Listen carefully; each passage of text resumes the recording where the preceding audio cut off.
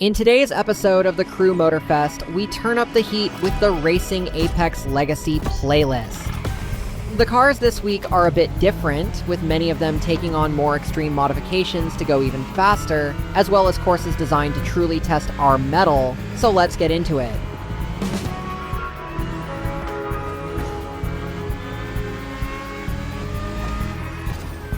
Bit of a bumpy start, best to get a feel for the course first.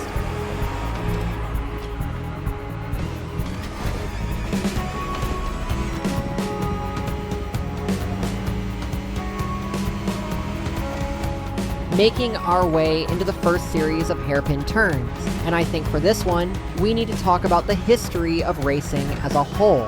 For you see, exhibitions of speed would begin as far back as the 1890s, albeit with much slower vehicles averaging speeds between 10 and 20 miles per hour. There we go, and back on the straightaway. Of course, racing as we know it today has its roots in circuit courses ranging from Brooklands of England in 1906 to Indianapolis of Indiana, USA in 1909. Cars competing in the first ever Indianapolis 500 event reached speeds of 75 miles per hour, which is highway speed to most of us today, yet a monumental achievement over a century ago.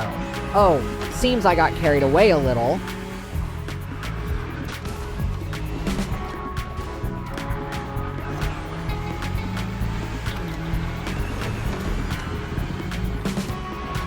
Careful, easy on the brake, and then throttle out.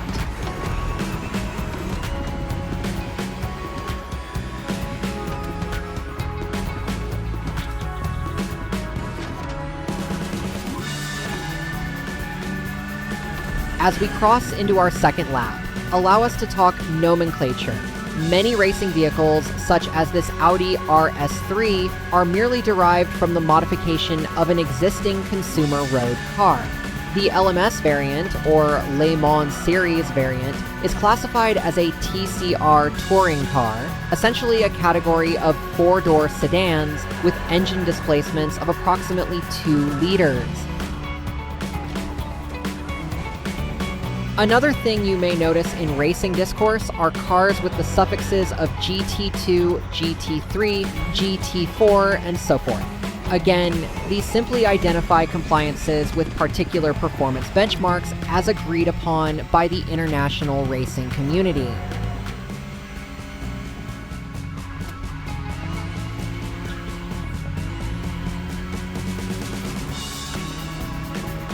We're snaking through all sorts of twists and turns as we head into the final stretches of the track.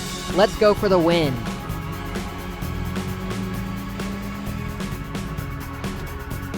Too tight, but we're unencumbered.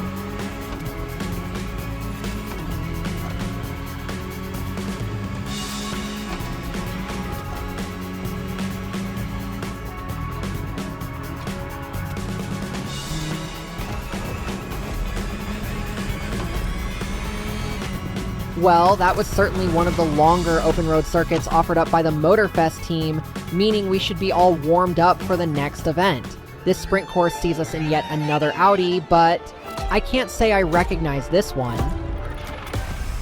Color me surprised, the Hoonigan Racing team has outfitted this electric daredevil with an overclocked boost chip. Is this even race legal?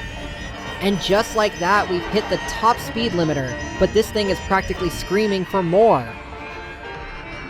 It appears our opponents also have overclocked boost, meaning this race could be very, very close.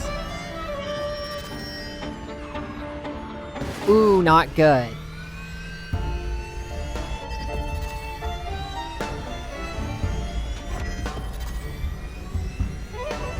Well, I'm not seeing our frontrunner. This might be a problem.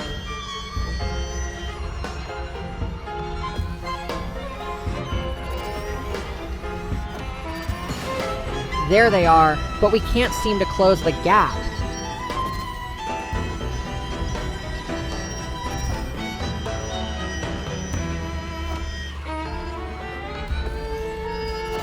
Crap, coming in too hot.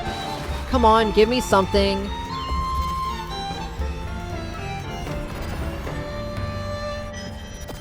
Oh no. Oh no.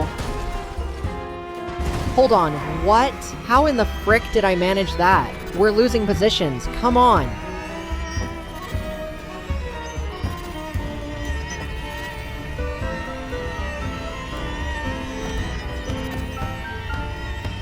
That's one, and we're done, people.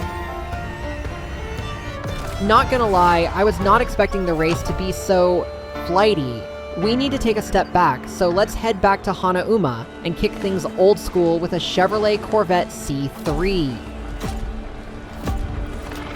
For this one, we asked the question, can a retired racing legend still hold out against today's modern hypercar?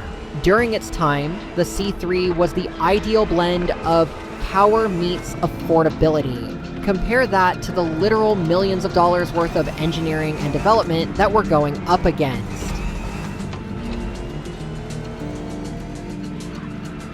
Thus far, it's looking a bit dicey, though I may have a trick or two up my... Wait, I don't have sleeves. Guess I'm in search of a better metaphor.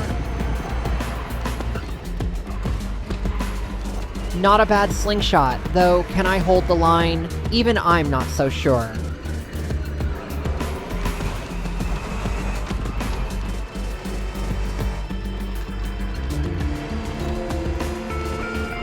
Inching our way ever closer to the top. A bit more like that, and we may have something.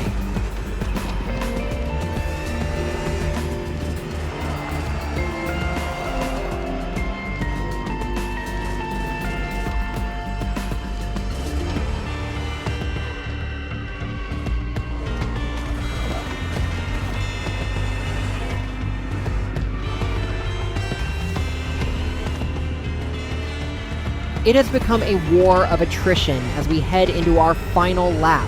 While this car is really giving its all, this may not be enough.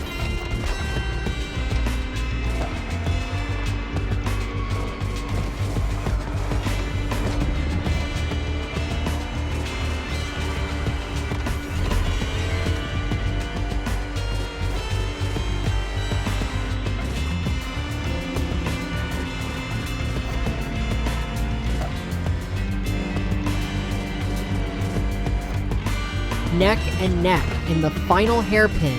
We need a miracle. Oh no, the boost was not enough. Well, damn, I guess a podium finish is better than nothing.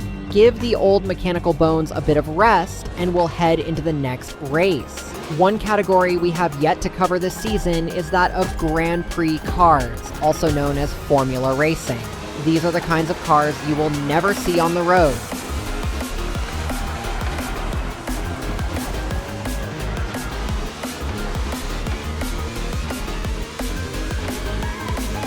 The extensive majority of Grand Prix cars are designed to be single occupant, as lightweight and aerodynamic as is physically possible, and sporting smaller engines designed for much, much higher revolutions per minute. We are currently in the Red Bull Racing RB14. Its 1.6-liter V6 may seem tiny compared to other cars we've driven, yet its redline of 15,000 RPMs gives it a peak horsepower of 900.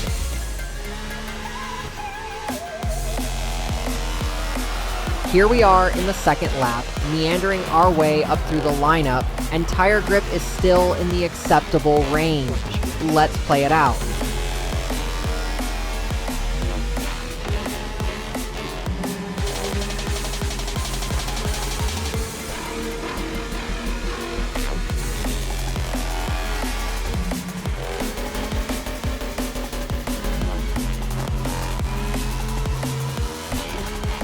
Out of an abundance of caution, I suppose we can afford a pit stop. Will our opponents follow suit, or will they play fast and loose?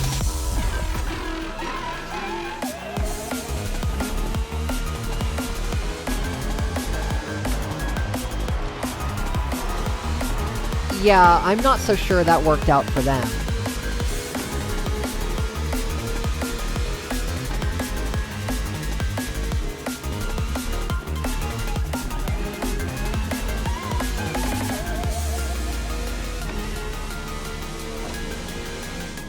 final turn, and then we rocket into the wind.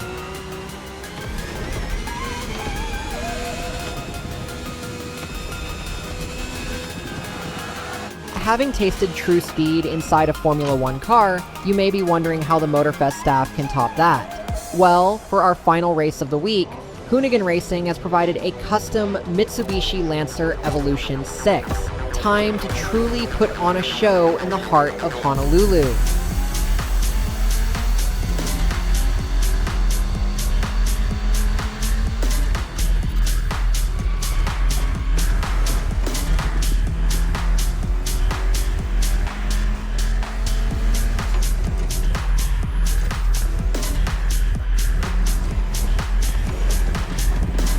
I imagine that taking a car up a flight of stairs cannot be good for the suspension, and dropping back down definitely isn't.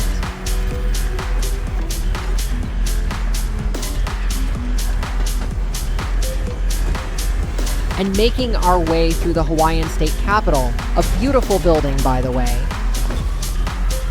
On that note, we are in the lead.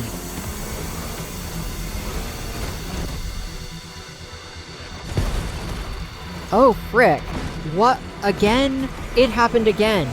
That is twice in 1 week. What is going on? Alrighty, we are leaving the city behind and zooming out along the seaside as we head into the latter half of the race. Let us maintain our lead and close this out on a high note.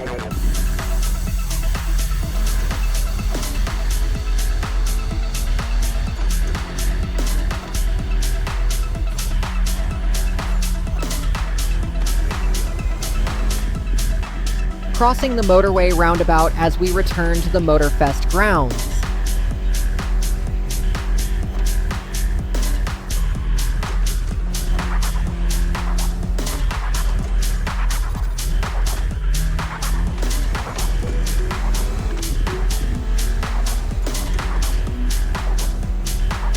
Only a few turns left, and we've positively nailed this.